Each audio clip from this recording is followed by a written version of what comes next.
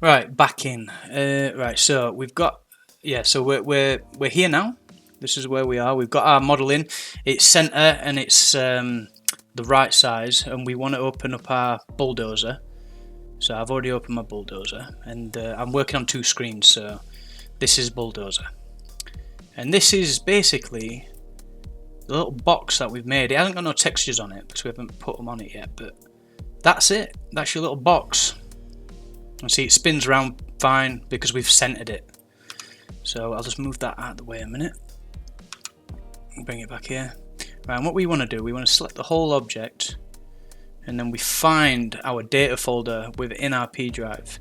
And I'll just go a bit slower here. So you want to go on whole library, and then again you find where your actual folder is. Mine is Vlad. Why do I keep forgetting that? Supply box. Vlad supply box. There we are. So we've got our, and usually like it'll say base color, immersive, metallic, normal. It's like all these are to do with the RV map, especially the normal one.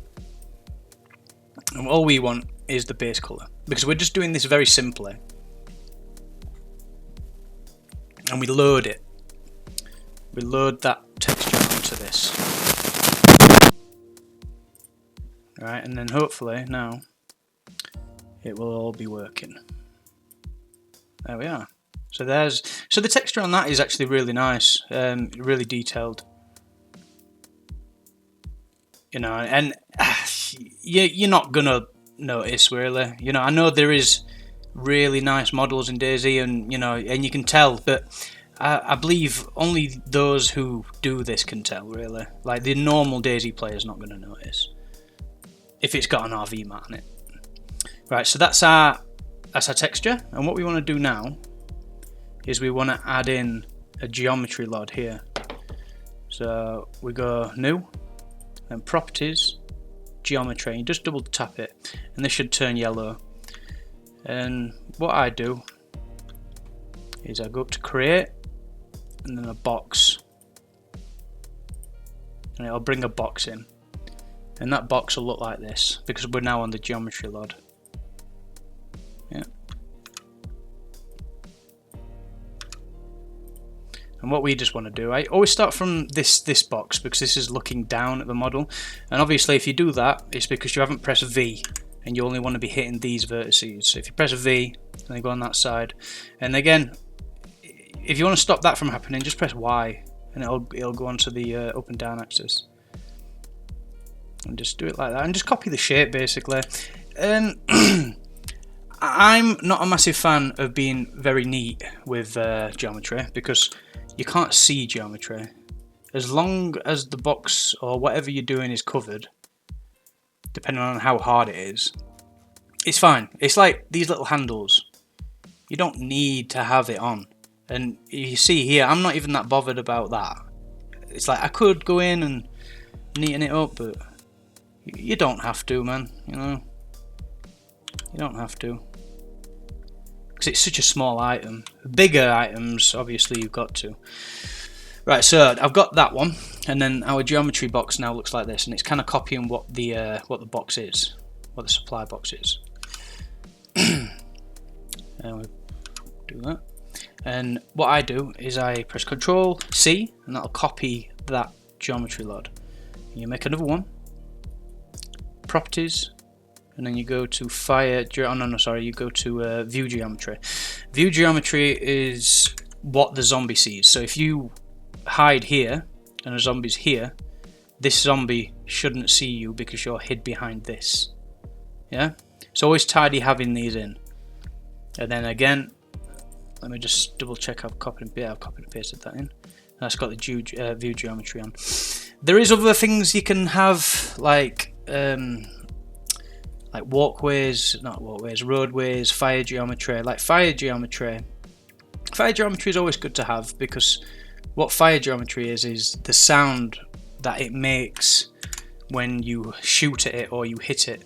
So if you got that in, you copy and paste your geometry LOD onto it, And what you do here, you've got to dig a bit further. You've got to go DZ,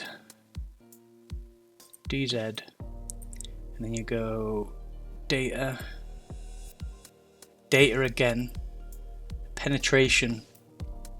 See there, penetration, and then you give it what the model is. So this is like a lightly tinned metal box, you know. So you should have iron plated. Let's see if there's a thin wire. There's no tin iron plate. I think iron plate would probably be the best. And then you put load, and you see now on the model, well, it's give it a grey colour because that's what the penetration one is. Like wood's like red, and you know, you'll be able to tell the difference. And basically, from just doing this as a proxy, just something very simple, you're pretty much done. All you need to do now is you need to add this to the property load. Class house map building damage no. Yeah, and that needs to be on the geometry load. Right, while that's still selected, make sure it's selected. You want to put a mass of 3000 on there. Apply. And then after this, the last thing you need to do is you need to go to structures, topology, and find components. Without this, without the topology, the model won't work. You'll either walk through it or it won't show up. So you definitely need that. So what we've got is we've got the texture LOD, the geometry LOD, the view geometry LOD, and the fire geometry LOD. Yeah, and then on the geometry LOD we put this class house, map building, damage no, 3000 mass, and then we put the topology on it. There is way more things you can learn with this program, like putting roadways on it and everything else, making it a container, giving it memory points. But for the sake of this video, this is just doing a simple box so you can get used to the program and get used to making proxies. And then after you've done a couple proxies, couple boxes I'd say start with, and then try a car, and then you could try a tree, you know, try a house, you know. It's all the same thing, it's just that you're just creating what object you're doing. Right, I know what you want to do now. The last bit now, the model is done. This is the model bit done. You want to save that, and you want to go and find out where your main folder is. Mine was Vlad supply box. What is, where can I never find this one? Supply box, and then we call it something. So I'd call Vlad supply box 1. Always put like these underscores in stuff, because like if Dayz, I know probably Dayz never put Vlad in front of a model, like, but if Dayz makes something like even supply box on its own, like that's a bit risky. So maybe I do that and that again, you know, so it can't get mixed up with other models, because if it mixes up with other models, the other model won't work and your model won't work. You want to save that. Now we don't need bulldozer anymore. Just minimize all this. So again, we don't need this anymore because this is on the desktop, so that's not needed. So our one is here. Alright, now we need a config, a very, very easy config, and I always go back to the first config I ever did, and it is Riverboy, this one. I always copy this one for my my models. It's just habit, I guess I've just done over the years of doing it. And we go find supply box again, we copy paste that config in. I could probably give you this config in the description, just in case you don't have one. But it's just a generic Very simple config that just allows the model to work basically. So with that file, we want to change some names. We want to get the name of the folder, copy and paste. Always copy and paste, because then you're not going to have any mistakes.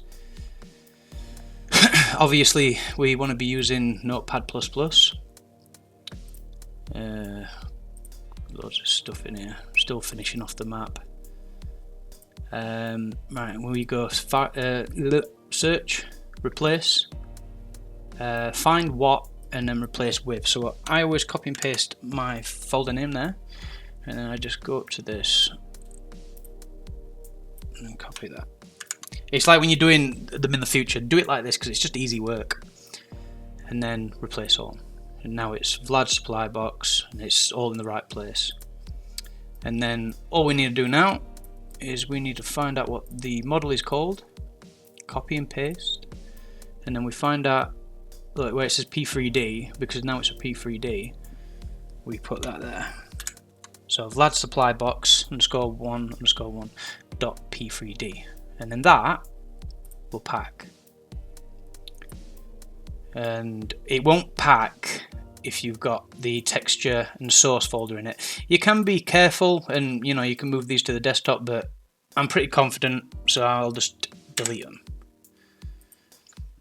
And that's what you want because it's basically binarizing what this is, and it's got all the files in here, because they used to be PNGs. And you can retexture this like this as well. You could open it up in Photoshop and change the color of it. It's there's anything you can do. I can do a lesson on that as well at some point. Right, so what we want to do now, I will pack this to I'll pack this to my P drive.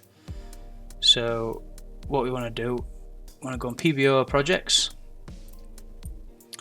and we want to put our model here.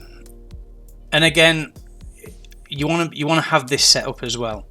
I can do another video, do it setting up Dayz stuff, but for this lesson we're just doing, I'm just expecting that already know how to do it.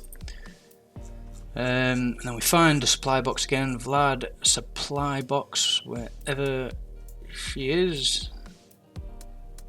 There she is. Alright, so we want to put that in there, and then this is where it's going.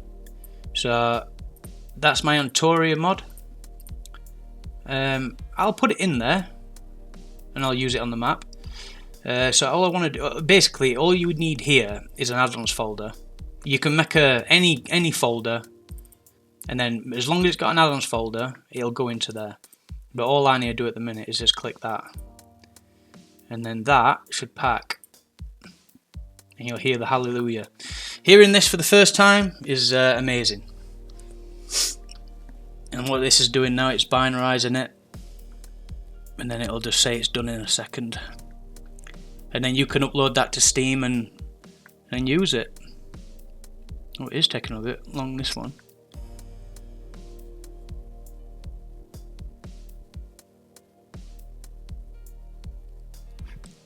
There she goes.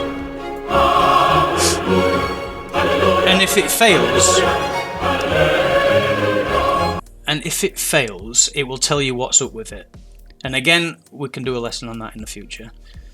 Other than that, that is ready to be uploaded to Steam and to be used. We can find it. This is where all my add-ons go. So that was called Vlad supply box. So this is God, why can I never see it? There it is. I just need to put key. I just need to sign it, and then that is ready to use. But that's what you want. You want the PBO, and then you can put that onto Steam. So, yeah, good luck and have fun. I'll be doing a couple more videos like this, so keep tuned, and I'll catch you in the next one.